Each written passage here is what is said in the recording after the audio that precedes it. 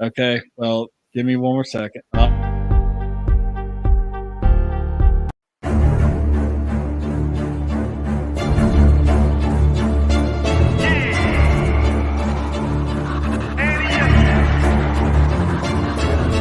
Can't accept the loss, I'm hard-headed. There's a little bit of madness to my method. Many falling off that fine line that I'm treading. I risk anything to be great, and I'm not letting nobody rob me of my victory. Number one, that's what I'm meant to be. When by any means, only thing that makes sense to me, I can make nice or make history. I got that dog in me, yeah. Turn me up, big energy, got the crowd going nuts. I got that dog in me, any up. I think on anyone, I don't need a one-on-one. Got that dog in me, yeah. I'm talking all bite, no bark. I could rip your squad apart. I got that dog in me. So what's up? Yeah. So what's up? And how you doing today? This is Med with Shots from the Sidelines, hanging with my homie Seth. What's up, Med? Not much. And we got a special guest today. We got Stephen Noble, who just got finished running the 128th Boston Marathon. How you doing today, bro? Welcome, Stephen. Pretty good. Thank y'all for having me. Yeah, great to have you. Awesome to have you. So, of course, we've just talked about it and everything like that. You have a passion for running. And, you know, I mean, Seth has run some 5Ks and stuff like that. I've tried to run 5Ks and stuff like that. As far as that goes, I mean, 26.2 miles, Boston Marathon.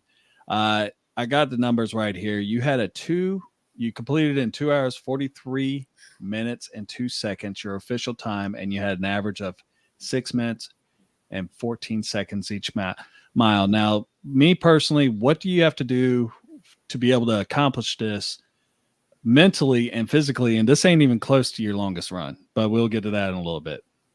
Yeah, so I think just consistency in training. It's something like the 5K is fairly approachable for most people. You can go and walk or run, jog, finish a 5K. Whether it's taking you 20 minutes or an hour. I guess technically you could go and walk and jog and finish a marathon, but it's going to be a real long, unpleasant experience. So stacking I go into these with a 12-week training block. So, 12 weeks of consistent training with a small taper to let the body recover a little bit before race day. So by the time I get to the starting line, I know if those 12 weeks have gone, my way, that physically I'm going to be prepared to at least get to the finish line. And then, the training, those 12 weeks is split into 3 blocks. The last block being a lot of marathon specific kind of pace work, just getting the body used to kind of knowing and experiencing what that race day pace is going to feel like. So you're not going into it blind necessarily. And then just having the discipline to stack those 12 weeks in a row definitely helps you mentally prepare for the race day and kind of the discomfort that comes with that. And I'm coming to the marathon from kind of an ultra runner background where I've done a lot of kind of long, stupid races where you suffer a lot and run a lot slower. But that's way more of a mental battle than even a physical battle. So I think that background kind of set me up well. Oh, definitely. And when he's talking about the long runs, the Delirium Ultra 24s, I kind of just want to look at Seth's face. I've never heard of it. Stephen, tell him how long you ran. So the Delirium 24, it's actually here local. It's on Ladies Island. It's actually started in Hilton Head, moved to Bridgeland, and is now currently the courses on Ladies Island. But it's a 24-hour race with no set distance. Whoever can go the farthest in 24 hours is the winner. Jeez. So the format is a short, for this course specifically, is like a 2.4 mile loop, which sounds really repetitive and stupid, but it's kind of nice because you don't have to carry your gear. You don't have to wear a pack. You're constantly back around people. And most recently, I guess I would have done that race in October of 2022. And I went 110 and a half miles. Wow. His eyes got big. Unreal. What? I mean, I'm sitting here and I'm like 110 miles. When he told me that, I thought it was like that was the actual race. I didn't realize that there was no finish in it and you just ran as far as you went. But that's even more impressive in my eyes because he actually hurt his foot at one point and just continued going. Oh yeah. Dude's tough, man. Yeah, the Yeah. mental So aspect is unbelievable. I got second place that day. Somebody went even farther. How? Oh, You practically ran up halfway of South Carolina. I Yeah. mean, jeez. Yeah, you could have run to Columbia, Yeah. basically. I get a lot of. I don't even like to drive that far. Yeah. That's unreal. Yeah, that's, I'll drive that far all day long. I won't even break a sweat. But I mean, I mean, how long is the recovery after something like that? So I mean, I use a rule of thumb: every 10 miles of race distance is a day completely off of any kind of physical activity. So I won't even run a step for something like that. At least 10 days to 2 weeks. As far as like feeling fully recovered to where the heart rate is looking normal on an easy run, it could take up to a month sometimes, just depending on the conditions and how strung out you got that day. Mhm. But if it's cool weather, you're getting your calories, you're staying hydrated, it can shorten that time. And if it's a hot day and things aren't going your way, You say that was in October?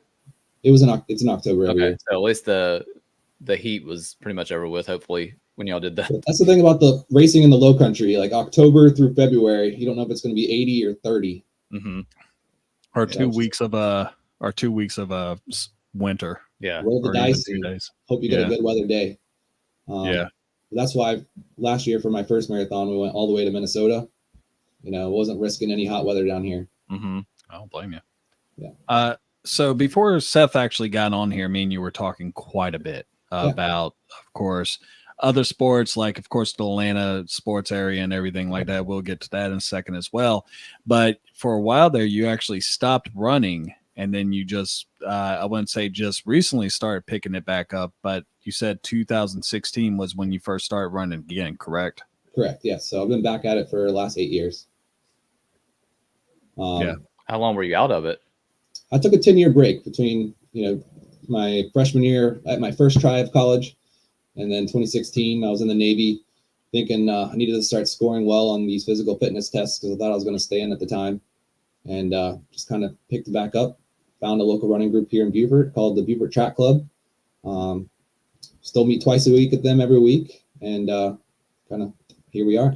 It's actually where you met his wife too, who is Oh, my awesome. cousin. And happy belated anniversary, by the way. 6 Appreciate days it. late. Yeah, we just celebrated our 3rd anniversary this Oh, wow. week. Happy anniversary. Last week. She was a good sport and went to Boston with me for our anniversary and made her a nice dinner last weekend. I meant to ask you, what did you finish in? I heard the time for the Boston Marathon, but where did you place in that, or do you know? I was like 635th, I believe. There were somewhere around 25,400 finishers. Dude. Jeez, I had no idea that many people ran in that. Oh, I knew it was a ton of people. Yeah. And I mean, when we met up, unfortunately for the reason why we met up a couple weeks ago, me and Mhm. Steven just basically sat there and talked sports for a little bit. And one of the things we touched up on was what the marathoners, what happened with them with the New York Marathon, Mhm. with the guys going over to Toll Bridge and they're trying to get them to pay it and all that, which I thought was crazy. That's unreal.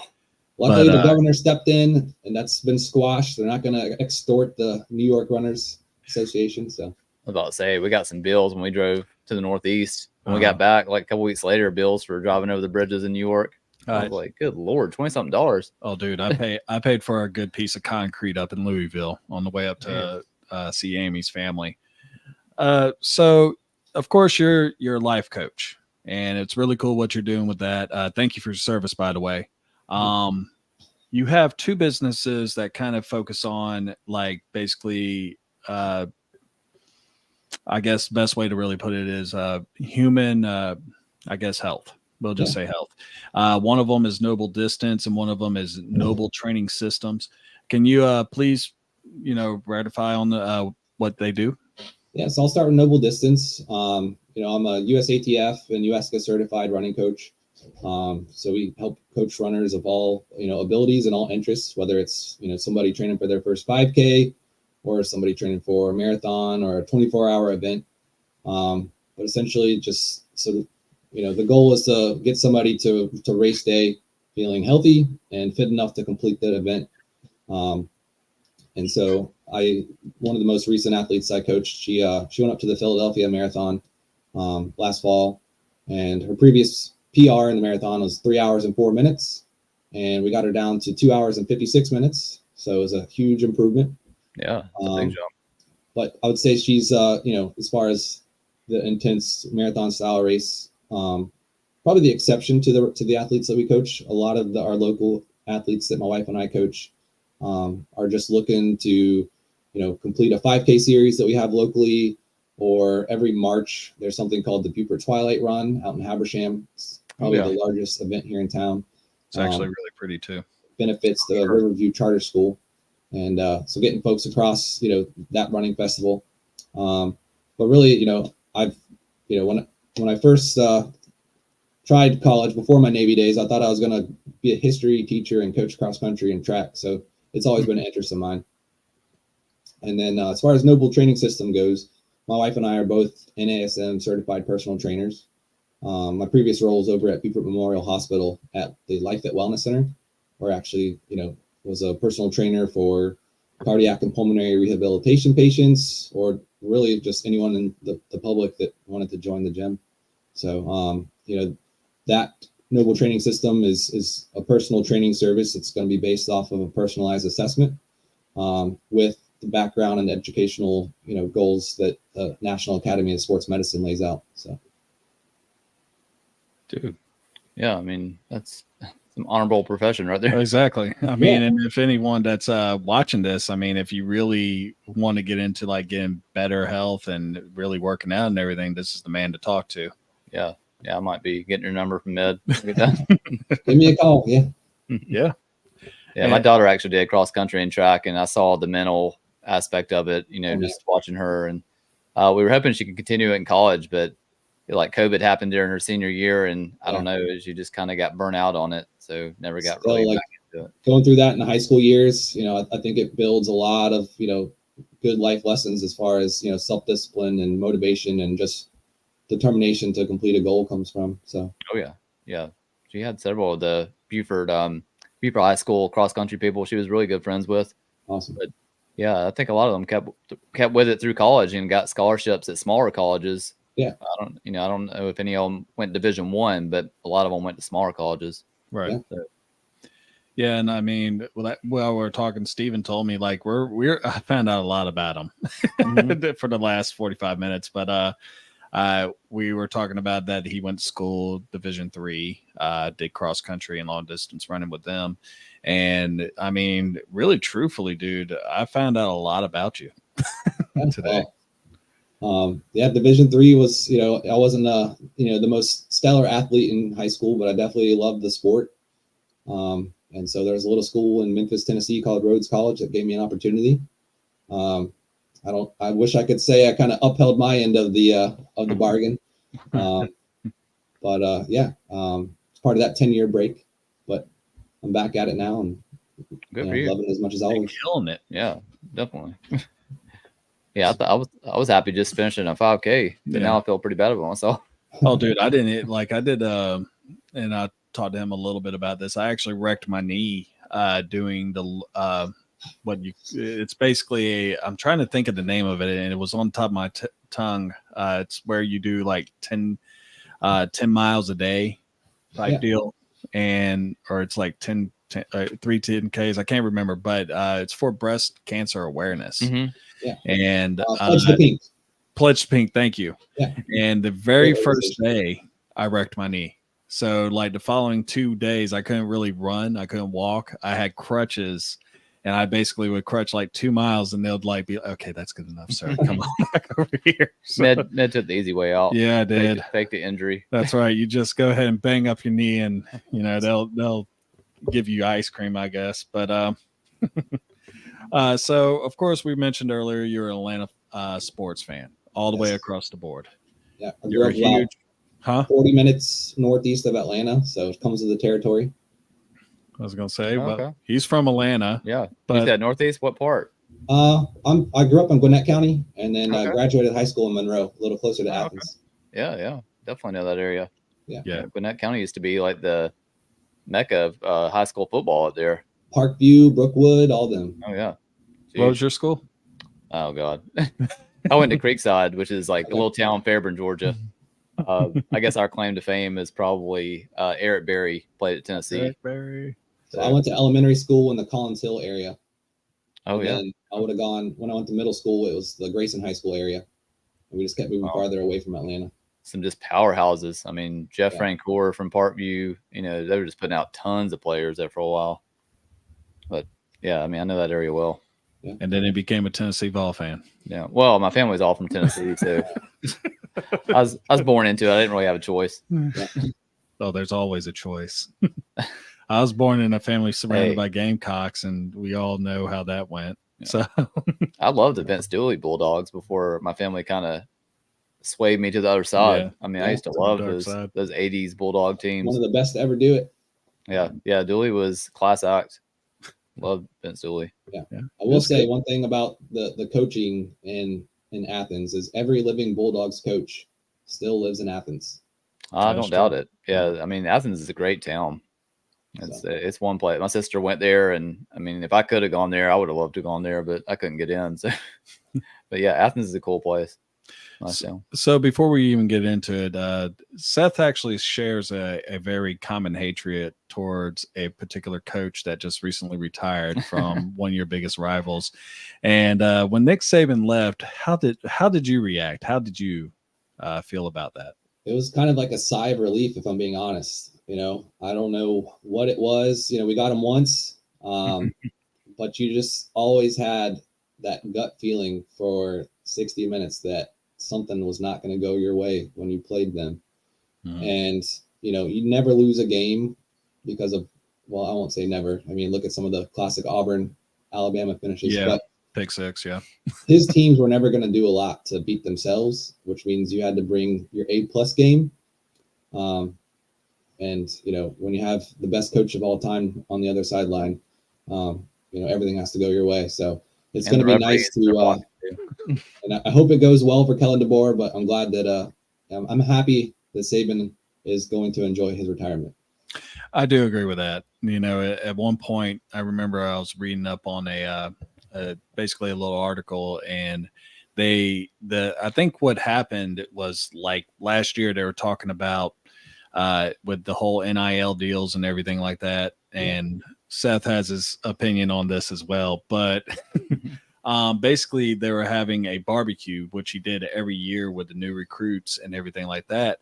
And his wife just straight up just looked at him and said, "Why are we doing this? Because we don't know if they're going to be back next year." Mm-hmm. And, you know, it was just one of those things where it kind of dawned on him. He was like, you know, college football has changed. You know, we can't just pay our own athletes like everyone else now. So, Yeah. Well, you know, I think Georgia fans have a slightly different reverence for Saban as well, as much as we hated playing him and losing to him all the time.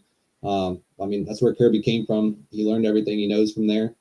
So without Saban, we wouldn't have Kirby in the current, you know, situation in Athens.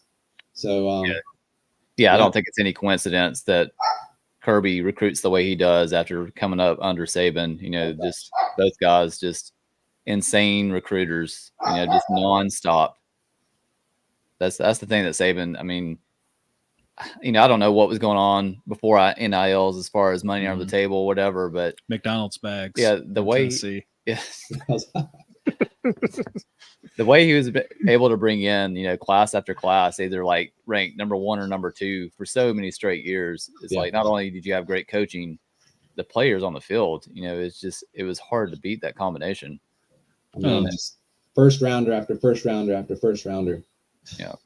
And he knew how to get them there. I mean, and at the end of the day, that's, you know, I didn't make it that far, but, you know, whenever you're a top-notch athlete like that, you know that he can get you to where your end goal is. And if your end goal is getting in the NFL, he can do that. He can help you get there. So that happens.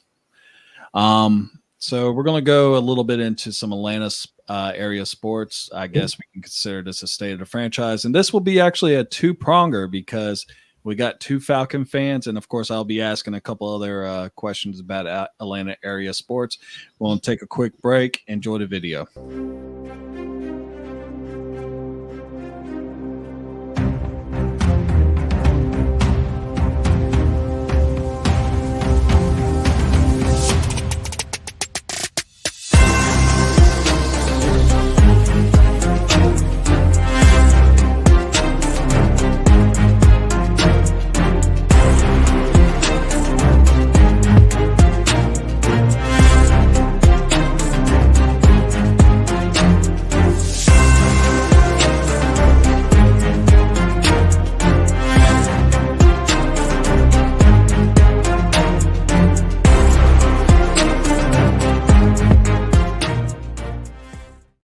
So this is my state of the franchise where we basically talk about a team, how we feel like they're really doing and everything like that. And this is going to be a really Atlanta Falcons-esque type questions. There will be some other questions about Atlanta area sports. First, Stephen, you will be the first one to answer the question. You are the guest of honor right now. All right. And then Seth, of course, will be putting in his 2 cents. I probably will just sit back and just throw the questions out. I might comment afterwards, but, it's my show. So number one, how do you feel overall about the Kirk Cousins signing the deal? And do you think that it was wise to guarantee that much money to a player that just had an Achilles tear last season? So I am very pleased, with the Kirk Cousins situation. If you looked at the, who was available, where we are in the draft, I think that, even coming off the Achilles tear, it's kind of best case scenario for where we were going into the offseason with Desmond Ridder as a starting quarterback. He has a proven track record of, maybe not playoff success, but, playing on playoff caliber teams. And I think the NFC South as a conference right now is not necessarily the strongest. So if he can come in, we can put some good coaching around him, some good, position players around him. We should at least win 10 or 11 games and make some noise in the NFC South. So, there's been other players with that similar injury have come back in a good time frame that kind of lines up with the season. Kirk's wife is from Atlanta. All of her family is diehard Falcons fans, Braves fans. Just this past weekend, he was at the Atlanta Five Stripes soccer match. He went to the Braves game the other night. So he's already plugged into the city and is really interacting with the community. So I'm happy with it. I hope it works out. But at the end of the day, it can't be worse than what they had in the quarterback room last year. Yeah. So go ahead. Yeah, I mean, they pretty much said it all. The quarterback position pretty much sunk the season for them. Everywhere else, I thought they were fairly solid. Yeah. Some pretty good free agent signings. Bijan obviously, came in, starting running back almost immediately. Drake London, he's ready to, I think, break out as a wide receiver star. And you just got to have somebody to get the ball to him. And quarterback with Ritter and then Heineke, I mean, it just was really, really bad. And in that division, I think it says a lot that Heineke took a pay cut to come back. Yeah. Yeah. I mean, he didn't look good at all in any game that he, started, but yeah. I don't know if they just would have had decent quarterback play, they would have won that division in my eyes. Yeah. And next year, I think if Cousins even is like 75% of what he was the last couple of years, I think they have a good chance to knock off the Bucs in that division. No, I think y'all have a really good chance. I like y'all's defense. And defense moved up to, I think, 11th last year, which was a big jump. Yeah. So, I mean, obviously they signed some receivers. I know Mooney and Moore aren't anything special, but, if you have a good quarterback throwing to them, then, you got your number one in London. Hopefully Pitts can finally break out and be show a what generational player. I don't know. He didn't give him his number. Yeah. I mean, I think Pitts is what he is. I don't think he's going to be a star or anything, but his rookie season, he showed, that he can be a top tier tight end. I agree. So there's no Brock Bowers. No. I mean, by this point, I don't care who the quarterback is. I think he should have been playing better the last couple of years than he has. But I also feel comfortable with the situation with the offensive coaching staff, coming in from LA, their quarterback coach, what he did out there with Stafford's backups, making everybody look good out there. Yeah. I mean, I think they're on the cusp. I mean, I don't know if they're going to win 11 games, but I can see them winning 9 or 10. I can see 10 easy. And depending on the draft, which they need some help in the pass rush. I mean, for years now, it seems like they've been hurting at pass rush. That should be number one priority. When Calais Campbell is leading you and he's like 45 years old, you got to have close to me and you. They need to bring him back too, though. Yeah, no, he's still out there. solid. I think he's still a free agent. And that'll be a question that we'll ask in a minute. But before we do that, of course, you talked about Kirk Cousins. Also a big, well, y'all got Mooney and Rodell Moore, as great of pickups as that is. But they're good pros. Yeah. They got potential. I mean, there's something in that, right? I mean, you got to have number 3 receivers too. Man. Yes, you do. we had plenty in Chicago. But talking about the direction of the team and everything, it always starts off at the top. And right now, y'all got Raheem Morris, which I know Seth's ideas on him. But, as far as you go, how confident are you in Raheem Morris and his hire and where he's going to be taking the Falcons in the next couple of years? So my immediate reaction to the hire was, what? Kind of like, he's gotten a chance before. He was down in Tampa. I know he's done a really good job defensively for the Rams the last couple of years, but he wasn't my first choice, admittedly. The farther in time that we've gone from that hire, I've liked it more and more. Took a step back, looked at the whole picture. When he was the head coach of the Tampa Bay Bucks, he was the youngest head coach in the NFL. That's a hard place to be. He's basically the same age as the players. I like the fact that he's coached both sides of the ball. I know he's mainly a defensive guy, but he has been a wide receivers coach. And I think, in pro sports 2024, one of the most important qualities for a head coach is the ability to actually just connect on a human level with these players. And by all accounts, like, he is a player's coach. Everybody that plays for him absolutely loves the man. And, some of his biggest public supporters during the offseason that were trying to get him hired were, other head coaches in the NFL who worked for him or worked with him. So when you have Sean McVay, who is his head coach, trying to get him hired and, potentially lose his defensive coordinator, I think that speaks volumes. So I'm happy with the hire now. Yeah, I still haven't quite come around completely, but when it first happened, I was really bummed out. I was hoping for maybe Ben Johnson from the Lions. Ben Johnson. I was a big Mike Vrabel guy for y'all. Yeah, I mean, Vrabel was thrown around. I think because of his history in Atlanta, the fact that he was the interim, a couple seasons ago, and they just, let him walk and hired Arthur Smith. I thought at that time, I was like, well, I mean, if you want him now, why didn't you want him a couple years ago as your head coach? But yeah, he went to LA and did a good job. So, I'm not going to continue hating on it. I'm going to pull for the guy, whoever our coach is. I'm going to pull for him. I did not like Arthur Smith from the beginning. Yeah, it just head scratch move after head scratch move. Yeah, that's been Arthur's track record. Arthur Blank, he's just made a lot of moves that make you scratch your head and kept guys for way too long. Dimitrov, the GM, he kept around for way too long. Go ahead, Steven. I was going to say Rich McKay. He's out. Okay. Well, on paper, hopefully it's true. Yeah. Well, he always has a different role. Anytime you think he's out completely, he just shows up as something else. He has dirt on Arthur. Yeah, he just keeps coming back.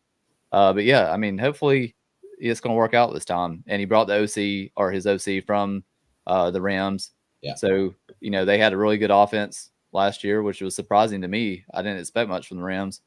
So yeah, I'm hoping for the best. It's going to turn, Drake London into Puka Nakua.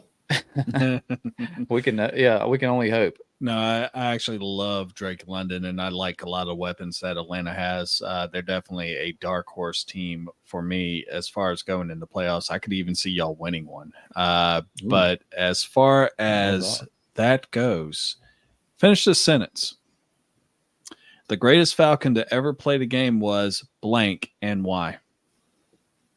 For me, it's got to be, a little bit of recency bias, but it's got to be Matt Ryan. He was a league MVP. He led, I know they've been to the Super Bowl other years, but, putting up historic offensive numbers, putting up 30 points a game because his defense gave up 28. And I think, when he exited Atlanta, it was kind of unfortunate terms, the way that the city and the fans were looking at him. Mm-hmm.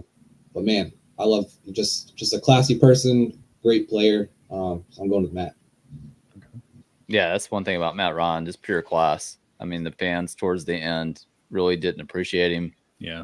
You got a lot of guys saying, he just was not system quarterback, but basically just a game manager towards the end, the last half of his career. And then you saw the drop off once he left. So yeah, as far as just pure numbers, years here, all that stuff, then Matt Ryan is the guy. But if I was just pulling a guy like the best player I ever saw myself in person play for the Falcons, it's Deion Sanders. And the guy just unbelievable on the field. And he didn't stick around with the Falcons that long, but when he was there, he was the show. Yeah. I mean, they weren't good, but people wanted to see Deion Sanders, and he was just unbelievable. Played for 2 teams in Atlanta. Came in town. Yeah. I'm sorry, Steven, what was that? Said he played for 2 teams in Atlanta. Yeah, that's right. Yeah, he would play for the Falcons and then take a plane, and be on the Braves field for the playoffs.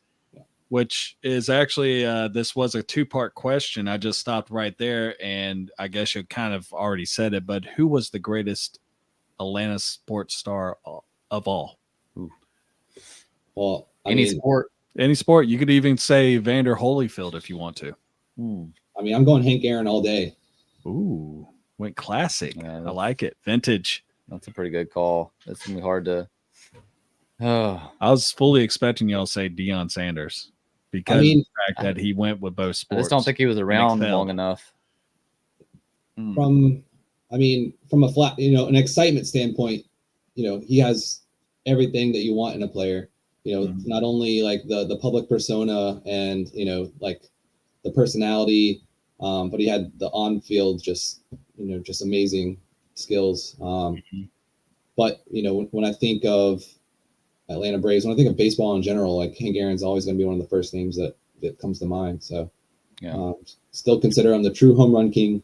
If I ever have a son, he's going to be called Henry Aaron. There you go. A little biased, but Hank Aaron for me. Yeah. Well, I mean, everybody reveres Hank Aaron. I mean, it's a little bit before my time, but I wish I could have seen him play in person. But when I was coming up, it was Dale Murphy. Obviously, Dale Murphy isn't Hank Aaron, but when I think basketball in Atlanta, obviously Dominique Wilkins is the name, and then Deion for the Falcons. But that's a tough call, man. I think Henry Aaron's probably the right call there. With that. Chipper Jones, could be in the conversation. Yeah. Well, I mean, and then you also got like David Justice and Andrew Jones, and you got a few other players. But Chipper Jones was, I think, at one point, Grandma's favorite player for the Braves. In fact, a lot of people that were Braves fans were big Chipper fans. I mean, but number 1 overall draft pick, spend your entire career with the same team. Mm-hmm. Only switch hitter to ever hit 300 from both sides of the plate. That's crazy.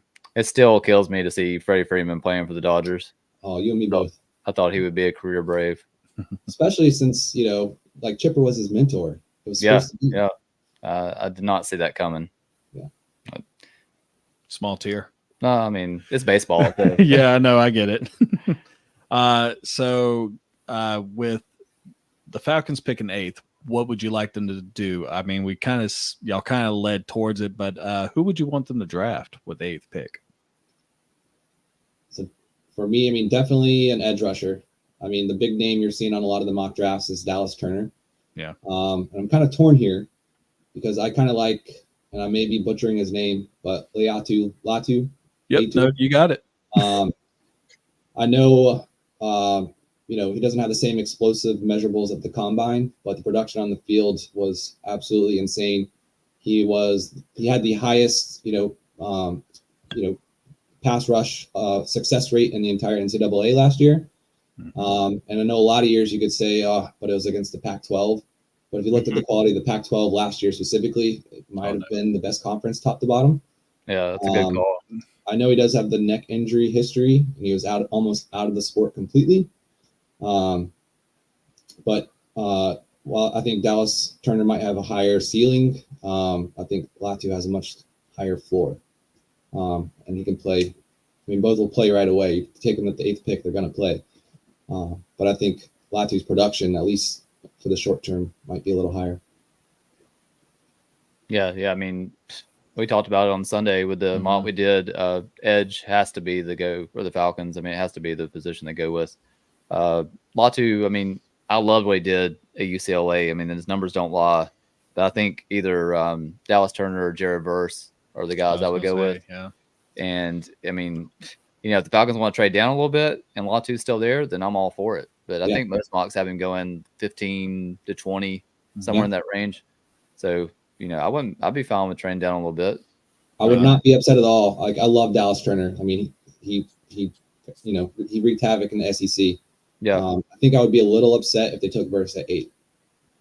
Yeah, I mean, it's a little high. I mean, I think last year, actually, if he would have come out after his junior year, he was a hotter name just because he had a better junior season than senior season. But yeah, any one of those three, I'm fine with. No, anyone with the Bears, I know like a lot of people are expecting them to get a Dunze with the 9th pick if they do not trade down. In the mock draft that he was talking about, he chose Dallas Turner and with the 9th pick because I couldn't trade down because the system wasn't working. I actually got Jared first. So, but I do like the call on Latude, like you said. The neck thing was a big thing of the reason why, and I even brought it up. I said I want to have another edge rusher on the other side of Sweat to go, basically just be able to funnel, keep quarterbacks contained.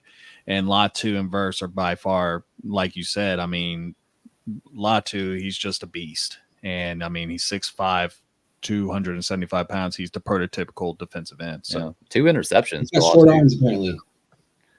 I mean, so he's got shorter arms, apparently. Yeah, there's always the measurables. I mean, that's always a factor. But I mean, I was just looking at his stats: 2 interceptions last year. Yeah. 21 and a half tackles for loss and 13 sacks. I mean, that's just a huge season, dude. And it's UCLA. And like you said, the Pac-12, me and Seth and I actually became very big fans of the Pac-12 last year. And it sucks that it's, being dissolved because of greed. But I mean, we raved about the Pac-12 last year. Just every weekend was 3 or 4 matchups that were really, really good. Yeah. In fact, we would actually do a pick 'em for a while there. And most of the games, it felt like were from the Pac-12. We're like, oh man, let's look at the Pac-12, but man, it is a shame. So what is your favorite sports memory as an Atlanta sports fan? Oh, I know mine. I don't know if Steve's old enough or not. You said you go first. Oh, you want me to go first? I'm sorry. He's still thinking. So, I mean, for me, even though they didn't win the World Series until 95, that 92 run, or is it 91? 91, 92. The first time first time the Braves went worst to first and made that run in the World Series and should have won it, should have beat the Twins. Yeah. Kind of choked at the end, but just the city, I guess, just seeing everything. Everybody had a Braves flag on their house, on their car. Mm-hmm. Even though they lost, the parade downtown was just insane. Just Braves fever like I've never seen it since then. Yeah. And, you had a bunch of guys that were underdogs, Terry Pendleton, Ronnie Belliard, just Jeff Blauser, guys that, they weren't stars.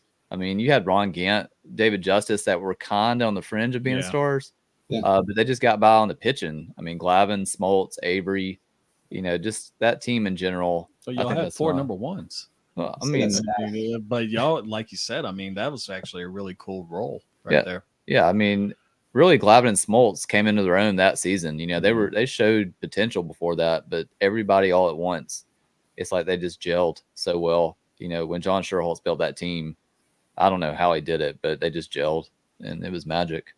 Yeah. So, I mean, I think for me, it would probably have to be the 21 year when they won it all. I remember Ronald Acuna tore his ACL on my birthday that season, and it was like, well, here goes another season. Like tortured Braves fans, here we go. Yeah. And then they put together that run, and man, years of watching hundreds and hundreds and hundreds of games, and finally get to see it. I just remember jumping and running all around the living room. Talking to everybody at work the next day. It's just like unbelievable. Yeah, from 95 to, I guess, 2021, I guess that's the 2 championships, I believe. That was a long stretch of winning your division and then choking in the playoffs. I don't know how many times they won their division and then got beat like in the first round. But yeah, 21 was pretty magical also after the Acuna injury. Unfortunately, that's the only franchise we can really lean on as far as championships. You get the 5 stripes, but yeah. So.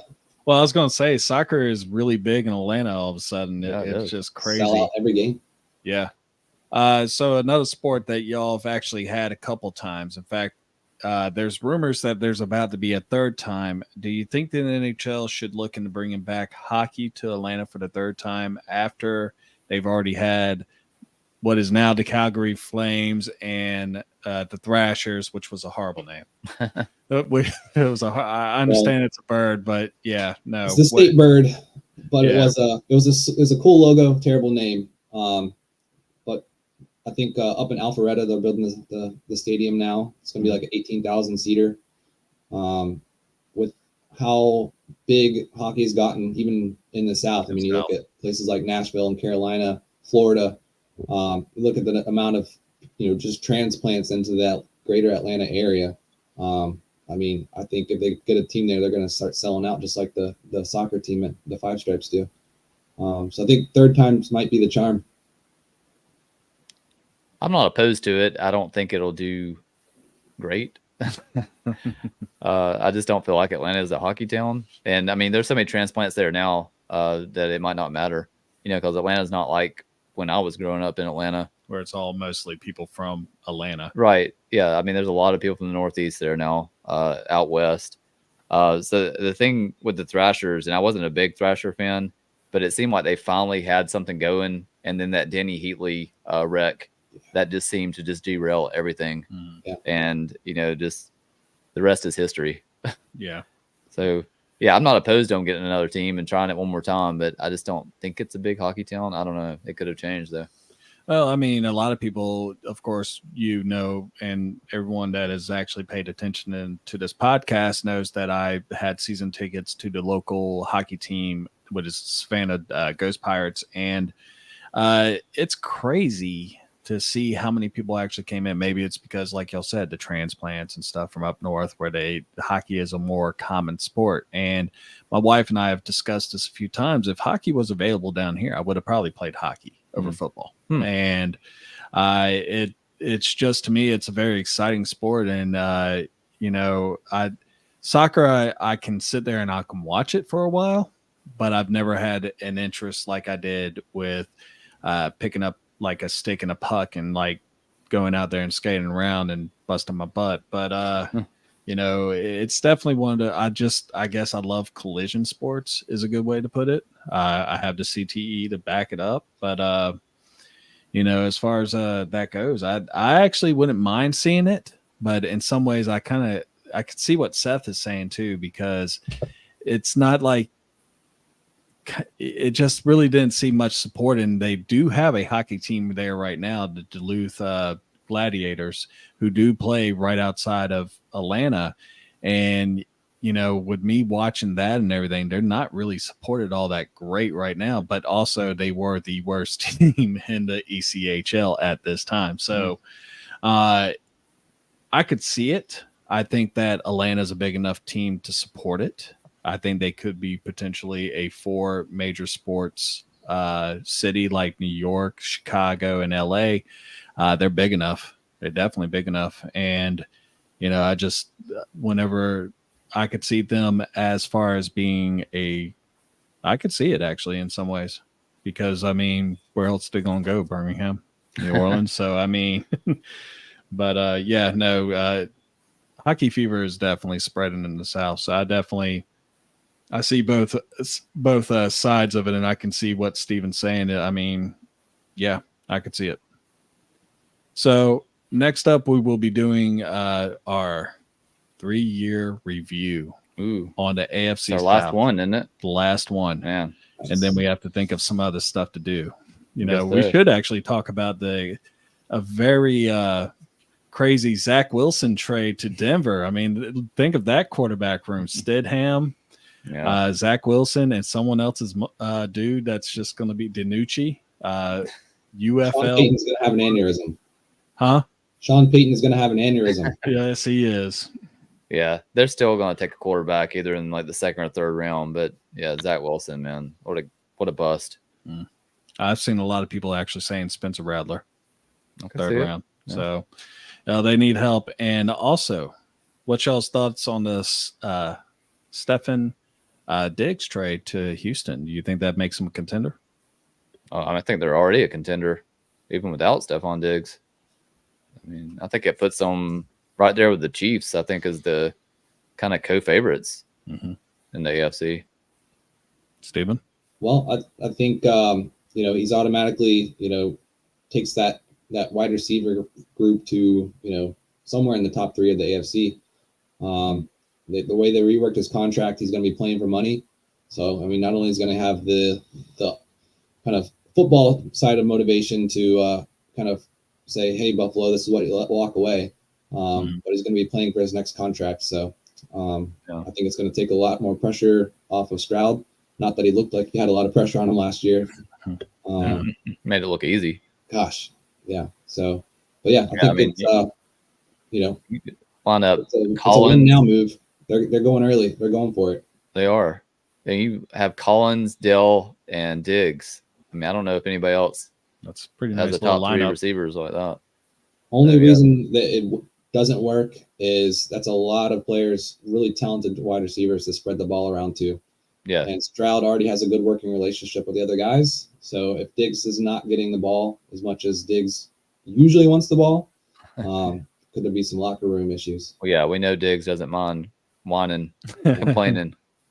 For someone that likes to drop wide open passes 45 yards down the field, he sure does complain a good bit. He was really good at that last year. Yes, he was. All right, so we're going to take another quick break. We're going to Seth Spotlight, where we're going to be doing this. Usually we do NCAA or SEC usually, but there's not a lot of that going on right now. So here we go.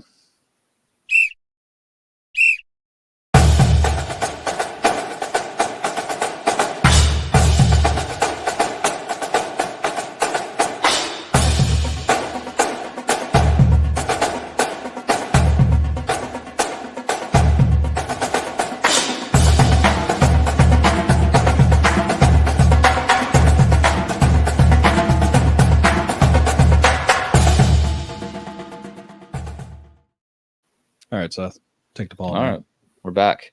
So I'm going to start with the Tennessee Titans. Med's going to have to help me out with stats because I didn't have time to dig into too many stats. But just start with 2023. Number one, I mean, I think the Titans have done a really solid job the last 3 years. I know they get a lot of crap about the A.J. Brown trade and obviously picking Levis last year. A lot of people, kind of bagged on for that. But, looking back at last season, I thought they did really well. Peter Skoronski, really, really good guard. Came in and immediately locked down a starting position. Quarterback Will Levis. I thought he played better than most expected when he did get a chance. I mean, obviously he didn't kill it like Stroud or anything, but I think he has potential. And then running back Tajay Spears, who was Henry's backup last year. I really like Tajay. Had a really solid first year. So last year, I just thought they did a really good job. I mean, nobody really talked about the Titans that much. I'm trying to look up the 2022 draft. Pardon me for 1 second here. Oh, you're good. But what did y'all think about last year's draft with the Titans? I thought it was really good. Well, I mean, if you want, I can go ahead and do my spiel, and then you can go ahead toss it up. So, like you said, Peter Skoronski, he was serviceable guard. I mean, he had his moments, but he's a rookie and everything like that. Will Levis, 58.4 yard completion percentage, 1,808 yards. He had over 200 yards per game, and he threw 8 touchdowns compared to 4 interceptions. A lot better than what we were originally thinking he would be at. Tajay Spears had over 900 scrimmage yards and 3 total touchdowns. Looks like he's going to be sliding into that spot that's been left open by Derrick Henry. Yeah. Him and Tony Pollard will fight for it. Yeah. And I mean, God, Tony Pollard, geez. And then after that, the wheels kind of fall off a little bit for the Titans because they just didn't really have too many real draft worthy. Well, they got drafted. They just didn't do much. You got Malik Willis, who started 3 games and was kind of like a project that got quickly scuttled. Treylon Burks, who has every bit of 665 yards in 2 years, was supposed to be the guy to replace A.J. Brown. Roger McCary actually had a good couple years. 2 sacks, 170 tackles, 3 interceptions as a cornerback. So he's doing pretty good. And you also got Chinj Okonkwo. I butchered it, but the tight end. Yeah, the tight end. He's had 978 yards and 4 touchdowns. for a guy that's been sharing a lot of the load whenever they bring in a new guy like Austin Hooper. So I mean, Guys there's bounced that. around a lot. Former Falcon. Yep. And they also, as far as like their 2021 draft, they had Caleb Farley, who has played in 12 total games, has 14 tackles, has A lot of injuries. a lot of injuries, was supposed to be the starting cornerback for the team. And Dylan Roduns. In fact, you know, as far as the rest of the players on here, I'm not going to mention them because it's not worth it. Now he's been decent. He's a starter. He is? Yeah. Reduns, he's a starter. He is a starter, but let me see. He just started. Like, the reason why he's a starter is because Lawan ain't there. He's not going to be a starter I'm not next saying year. he's great, but he's Yeah. a starter. But anyway, after 22 picks, 6 of them are no longer with the team. They got a solid C minus. I gave him a B minus, but I see where you're coming from. I mean, I thought the 23 draft was good enough that I bumped it up to a B minus. You know, 2022 was bad. 21 was okay. So I don't know. What do you think, Steven? What grade would you give him? Well, if Will Levis ever plays like he did against the Falcons last season, those grades are going to go way up because he embarrassed Lit it up Atlanta. against them. But I think, you know, misses like Treylon Burks. I mean, he looked so good in college. I don't know why it hasn't worked out on this level. So yeah, I mean, I wouldn't put him below a C minus, but I definitely wouldn't put him above that B minus you're talking about. So I'll be the nice middle ground. We'll say a C plus or a B minus. So nice. So split the difference, kind of. Yeah, pretty much. I mean, I'm good with it though. Yeah. I mean, I don't know. The Titans, I think they're the only team that finished under 500 last year in the division. So, they got to get back. I think Will Levis can lead them there. They just got to get in some, hopefully, Ridley will work out. I'm not a big fan of his, but, maybe they gave him a lot of money. So we'll see. Well, he definitely got a lot of money from Duke's mayonnaise. So what you got next for us, bro? So we want to go to the Colts? Wherever you want to go. Colts, last year I thought the Richardson pick was really, really good, even though, like Levis, a lot of people didn't expect him to be that good. He played really well the first couple of weeks before the injuries, took way too many hits. But, overall, the class just was kind of bitten by the injury bug. Josh Downs had a really good year. He had 771 yards, 68 receptions, 2 touchdowns. Will Mallory, 5th-round tight end, was a good value pick, 18 receptions, 200 yards. Juju Brits, he was average, I guess, at corner. There wasn't a lot to speak of with – I don't know. It could have been a much better group if the injuries wouldn't have got to them. So I'm going to jump to 2021 real quick. First-round defensive end, Caitlin Pay. He's been a really productive player with 18.5 career sacks, including 8.5 last year. Edge rusher, Deo Odabingo. He broke out as a pass rush specialist with 12 sacks last year. I didn't even hear about him. Oh, no, that defense was lit. 2 fumbles. 4th-round tight end, Colin Granson. He split time as a starter and has 72 receptions for 776 yards. Even 7th-round offensive guard, Will Freeze. He was a great value pick, and he's been a dependable starter on the interior of that offensive line. So the only group I hadn't got to is the 2022, which for some reason I can't pull it up. But there's a reason. I thought they did okay in 21 and 23.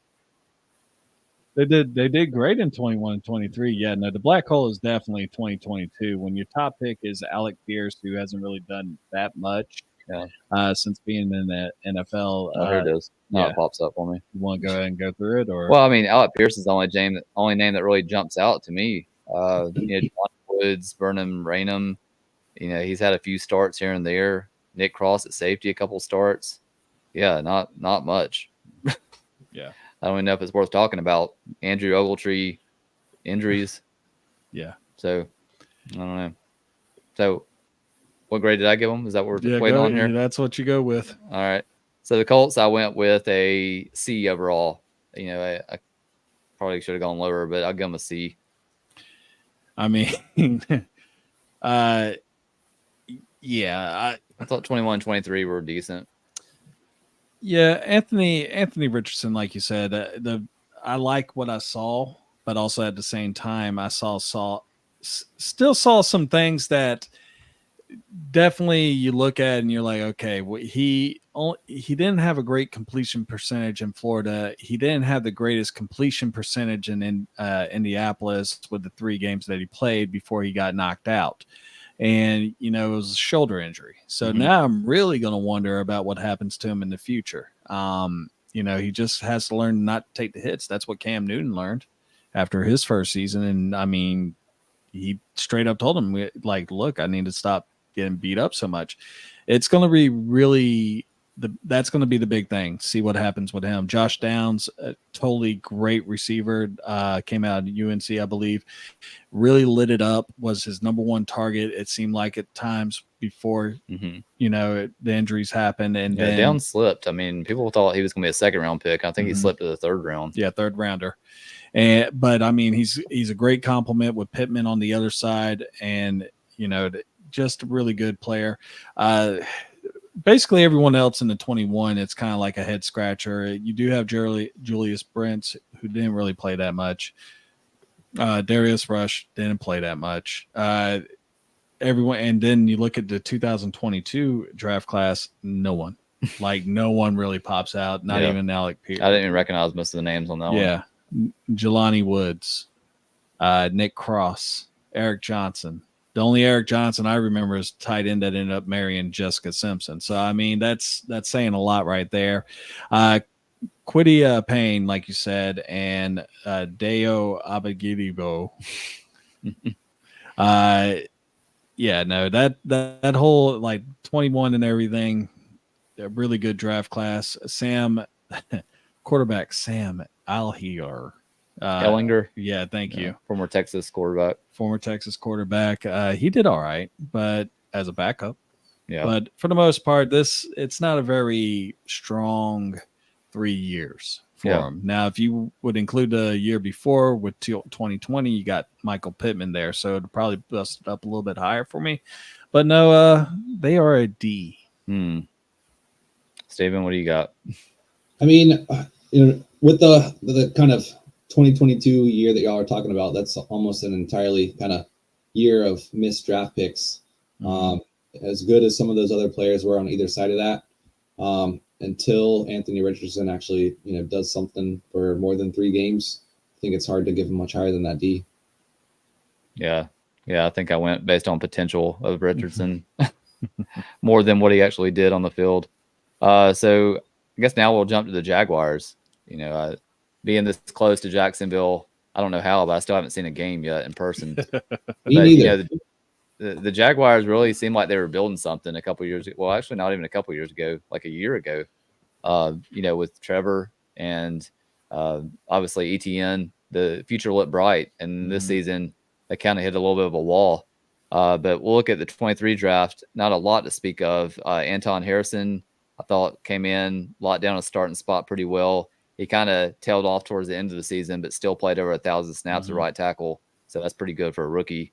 Tank Bigsby from Auburn was a guy that I kind of had earmarked as a kind of dark horse running back pick.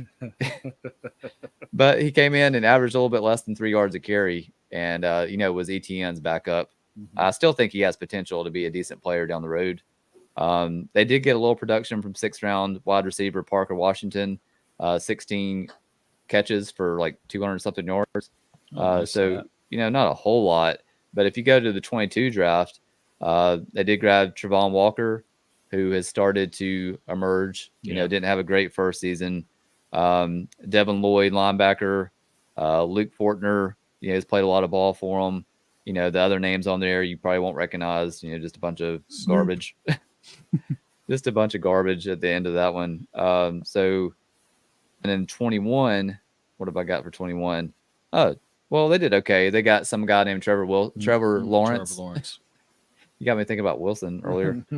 So Trevor Lawrence, their, star quarterback. I mean, I don't think he's a top 5 quarterback. I don't think he's ever going to be a top 5 quarterback, but maybe like at the bottom of the top 10 is where I have him. Then they got ETN at running back. Obviously, he's turned out really well. Mm-hmm. He had a really strong start last season and kind of at the end just got worn down. Then also, not to mention their best cornerback, Tyson Campbell from Georgia, and then starting safety, Andre Cisco. So 21, they really killed it. So I'm going to give the Jaguars an overall B-. I might be I'm too generous, but yeah, I'll give them a B-. Actually, I got him a B- too. All right. Yeah, looking at what happened this past season, it's really hard to really justify giving the first year a grade because they just really haven't played that much. Typically, your top 3 picks are pretty much what you got. Unless you're like the Texans who were in a rebuilding year the year before. More on that later. Antoine Harrison, of course, took over for, I believe it was the guy that went to Kansas City, the tackle. Yeah, Jawan Taylor. Thank you. He basically took that spot over. They also had a lot of high expectations for Brendan Strange. It was strange that he only caught the ball 5 times and got a touchdown out of it. Tank's big speed, like you said, was kind of a disappointment. You really did talk him up, but it is an Auburn Tiger. It is what it is. He tanked it like he normally does. 2.6 yards per carry. He had No, I was about to read Tajay Spears 3 touchdowns. I'm glad I didn't because, well, hey, Bigsby looked good in preseason. You got to admit. Oh no, he did look good in preseason, but once he started going up against number 1 defenses and stuff, he really shrunk down to he wasn't a tank no more. He was more like a moped. Trayvon Walker, I actually thought this guy was going to be a bust. After his first season. He still had 4 sacks, which is not bad for a rookie defensive end, linebacker, whatever he is. But then he got double digits last year and looks like it's going to be eventually make a really good it is a good combo with him and Josh Allen. Hopefully they'll get someone in the middle that really strengthens up that very soft run defense. Devin Lloyd, 242 tackles, 3 interceptions. Trevor Lawrence, who I actually have in like the top 15 quarterbacks. Really? Yeah, I'm not really high on him at all. In fact, it says a lot whenever you look at what they had with the airplane, the jet that's flying over our house right now. It's actually picking it up. Out of all 5 draft picks that were picked from 1 to 15, as far as the quarterbacks go, he is the only one that's still starting. Wow. From the 2021 draft. Travis Etienne, of course, sat out his whole first year after, I think it was an ACL injury, has been kind of lightning in the bottle for him. When he plays great, he's good. Boom or bust. But if he gets hurt, he gets hurt. He has 2,000 yards, over 2,000 yards and 17 total touchdowns. Tyson Campbell, 8 turnovers have been caused by this man. So he's a banger. Solid. He has 2 forced fumbles and 6 interceptions. Like I said, Jaguars got a B-.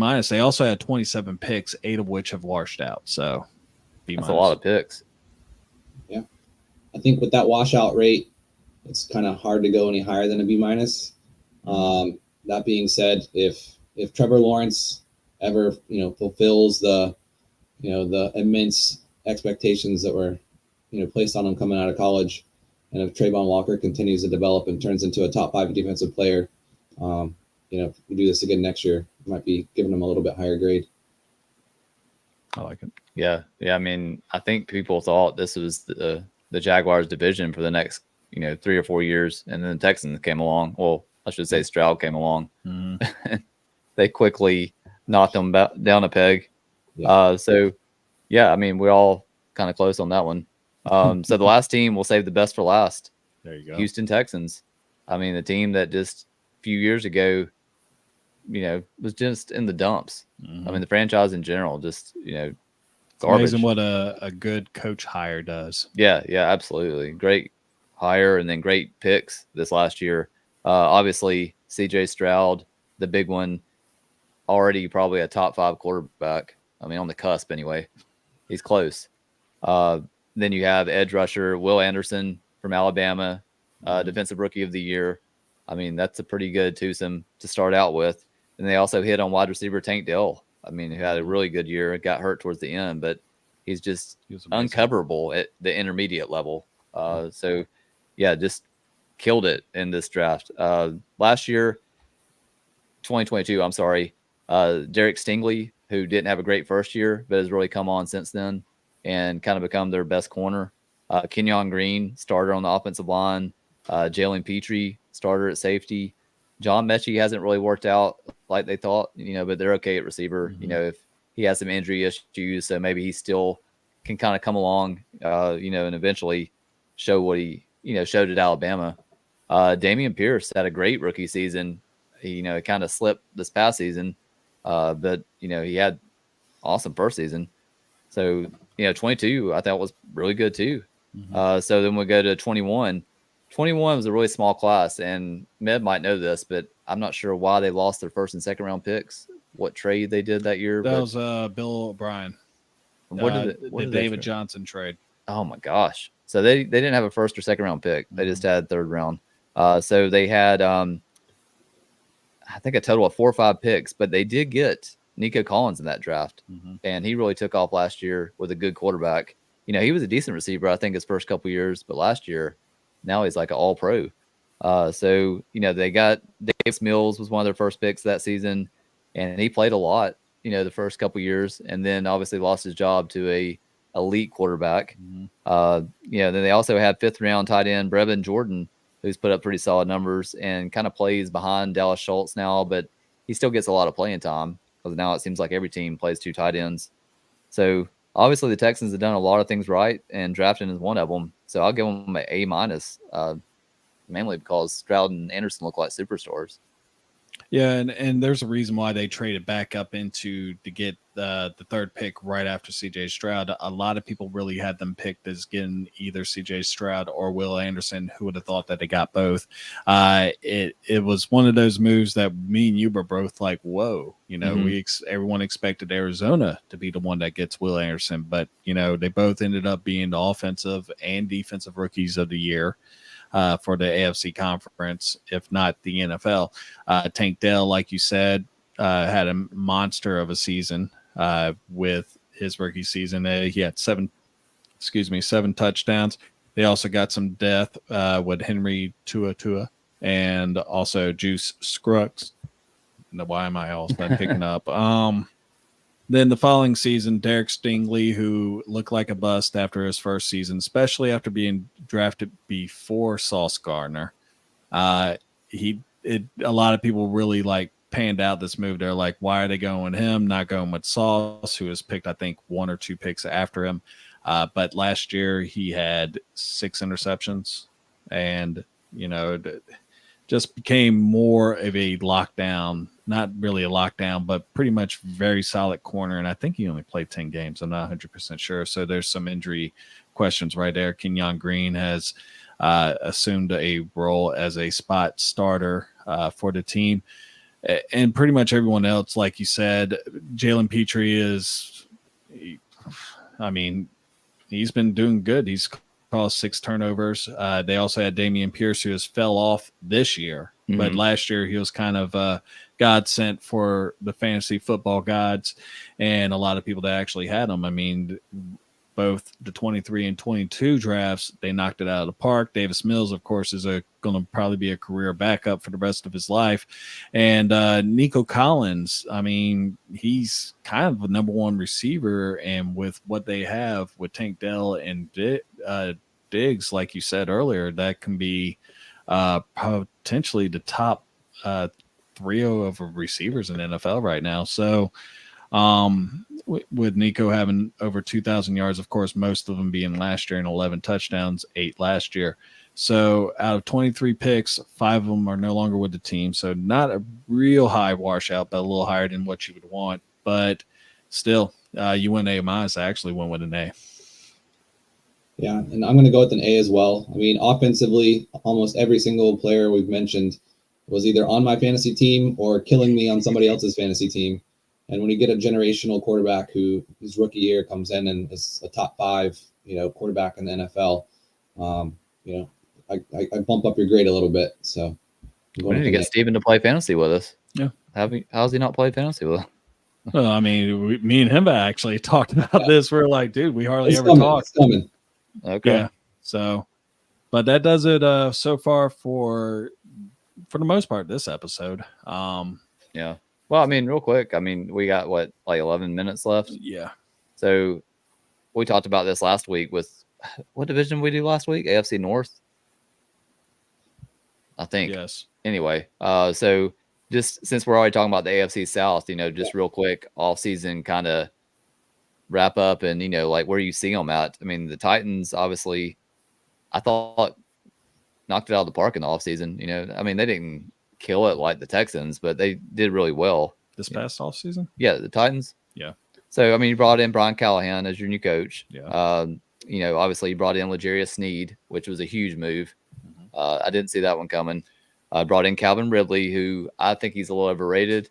You know, obviously, the Falcons, he kind of burned that bridge with the Falcons. But, you know, he was a boom or bust guy with the Jaguars last year. Then you added Tony Pollard, who was everybody's darling in fantasy last year. Didn't really have a great season with the Cowboys. But, you know, you brought in some pieces. You lost Derrick Henry, who was your franchise guy for, you know, 10 years. Yeah. So, you know, do you still see the Titans as the basement dweller, or do you think they have a chance to move up this season? I mean, it's hard to trust an organization that gets rid of Mike Vrabel like that. I do like all the moves that you just talked about. But, you know, they're definitely not going to be like a 12 or 14 loss team. But as far as, you know, making the playoffs or even as a wild card, I don't think it's going to be coming from this division. I think the road's just too tough. Yeah, I don't see the Titans as a playoff team yet. What do you think, Med?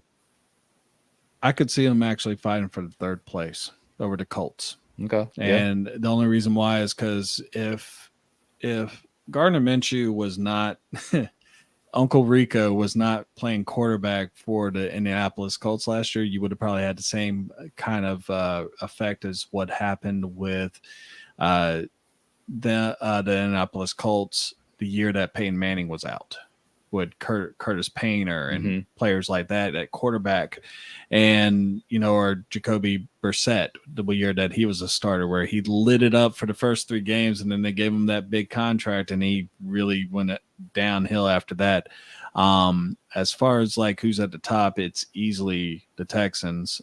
Jacksonville. Well, we haven't got to those teams yet, man. Oh, okay, yeah. So you got the Titans fighting for third, basically. Yeah. Okay. Yeah, that's fair enough.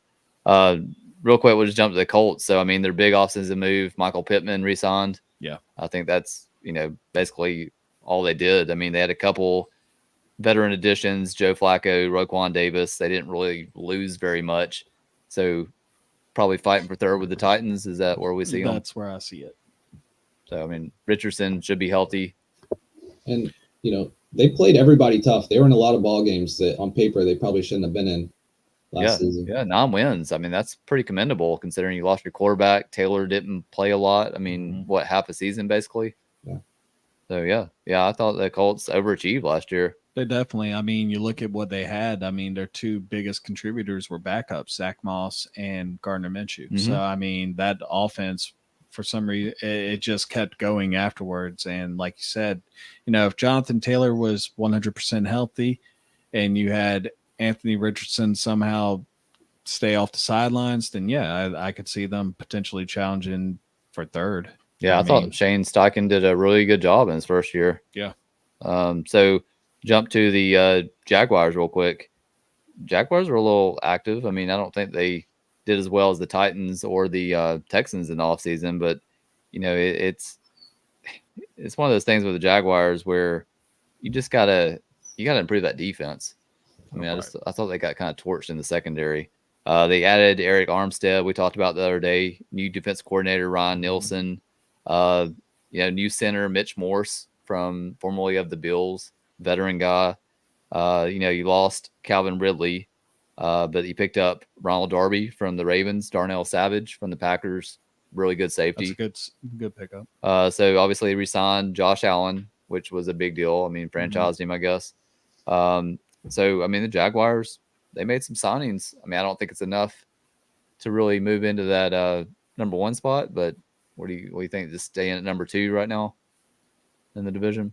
You go ahead and go first, Steven. Yeah, I mean, I don't see them going up at all. So I mean, I think 2 is the best case scenario. Do you see them as a playoff team? I don't. I think it's going to be the Texans, and that's it from this division. I think that the Colts getting a little better, the Titans getting a little better. For whatever reason, Jacksonville seems to have a history of losing games they have no business losing. So kind of like the opposite of what the Colts were doing last year. Yeah. I think it's the second most talented roster in the division. But until they can kind of figure out the whole puzzle, I think second is their ceiling. Yeah, I mean, go ahead, man. Well, and I was going to say with Gabe Davis being brought in as what they think is going to be their number 1 is in the draft right now. And, in my last mock, I did a 3-round mock. I actually had them trading up with the Bears for the 9th pick, and then they got Rome Odunze. Okay. So I think really and truthfully, I know a lot of people said they should go corner. No, they need to get Trevor Lawrence a weapon, a number 1 weapon. I mean, he unlocked it a little bit with Calvin Ridley. And then, of course, when he got hurt, they just choked it out. I mean, they're 8-3 and missed the playoffs with a 9-7 record. So, I mean, they lost 4 straight games to lose. That takes a lot of work to lose a 4-game lead that you had on everyone else at that time. But yeah, no, they're not. I don't see them making the playoffs. I don't think. Yeah, I agree. They really need. They got they got Eric Armstead, who is a great pass rusher, but what they really need is a great run stuffer because they're running through them like shit through a goose. And when you sit there and the teams that are playing against you are averaging about 132 yards per game against you with a rush, that is a severe problem. You got a good pass rush. You just need to be able to actually hold up against the run. Yeah. Yeah. I'd like to see them take a lockdown corner, but I can also see what you're saying, giving another weapon to Trevor Lawrence since you lost Ridley. So yeah, I don't see them making the playoffs either. I'm right there with you guys. I mean, there's just too much talent in the AFC North. We talked about them last week. I mean, just a loaded division. I think the wild cards will probably come from that division. Yeah. So then last team, the Texans. I mean, we've already talked about how good they've done in the draft, and they also killed it in the offseason. I mean, they pulled the Stephon Diggs trade, but they also traded for Joe Mixon, who I'm not a big fan of Joe Mixon, but I think he's an upgrade over Singletary and Pierce. So then also added Danielle Hunter, who was probably the second best defensive end in the free agent market. Yeah. Really wanted him in Atlanta. Oh, yeah. Danielle Hunter would have been awesome in Atlanta. God. Danico Autry, who's still a really good player for the Titans last year. They added punter Tommy Townsend from the Chiefs. I know that's not a big deal, but linebacker Deshaun Phillips. I mean, they did lose Jonathan Greenard to the Vikings, so they just kind of swapped defensive ends with the Vikings, I guess. But the only other defection they had was Sheldon Rankins, who left for the Bengals. So, I mean, I thought the Texans won the offseason, and they're clearly the number 1 team in that division. I would be shocked if they didn't win it comfortably. And probably the best coach in the division. Yeah, I agree. Agree with that. Yeah, I mean, the Titans, it's like they can do no wrong right now. Yeah. Well, they also, as far like they basically became the Titans Southwest because they also got my buddy Al-Shaair, the Aziz Al-Shaair, who led the Titans in tackles with 161 last year. Like you said, Autry's been brought in. It's just a lot of Titans. And, Greenard was someone that I was really high on, Jonathan Greenard, who they got in the 2020 draft. And he just went up to Minnesota. I mean, he got money. But Hunter is definitely a person that you would want on your team, a good veteran presence, had 16 and a half sacks last year. So he's always been a guy that can produce double-digit sacks for you year in, year out, especially with a Minnesota team where he was the only real pass rusher they had. And, like you said, Joe Mixon is someone that he's an entity in a way that there are games where you sit there and you're like, man, can't stand Joe Mixon. But then you see him play and you're like, man, I love Joe Mixon. He's so frustrating. he'll always drop a couple games a year with 3 touchdowns, and you're like, oh my god, this guy's a fantasy stud, and then he won't do anything for the next 5 weeks. Yeah, after you trade for him. And the only other thing he drops besides that is bar flies at the local watering hole. So I mean, he has been known to punch a woman in the face. There's something about those Oklahoma Sooners, let me tell you. Yeah, I mean, I still don't think their running game is anything special, but I can't really find another big weakness on the Texans. No, they don't have one, and that's one of the cool things. That's one of the things I wish the Bears would actually learn is that when you bring in a rookie quarterback, and I think they kind of did learn it after the Justin Fields situation, that you have a rookie quarterback, go and surround them with talent, and they're doing it. And no one saw the Texans doing what they did. In fact, the show I'm about to hop on after I'm done here, Blitz Hits the Fan, we actually do have a special guest. It's a Houston podcast called Just Fans, and they're really big into Texans and stuff like that. They have a pretty decent following. But, yeah, the Texans, it's crazy. So they ran away with it this offseason. Yeah. Well, I think that pretty much wraps up the AFC South. So, yeah. Got anything else? No, that's pretty much it. And Steven, go ahead and drop what your businesses are again, and we are out of here. Yeah, thank you guys so much for having me. Again, from the run side of things, it's Noble Distance. And for any kind of strength resistance, just injury prevention, that is the Noble Training System. Thanks for joining us, Steven. Yeah, and pleasure talking to you. And if you want, Steven, please send me the links, and I'll tag it into the video. Okay. But that does it for us right now. This thing is about to go off, so I'm going to stop sharing it. And I'll yell at y'all later. Y'all have a wonderful, wonderful day. Take care, guys. Appreciate it. Y'all too.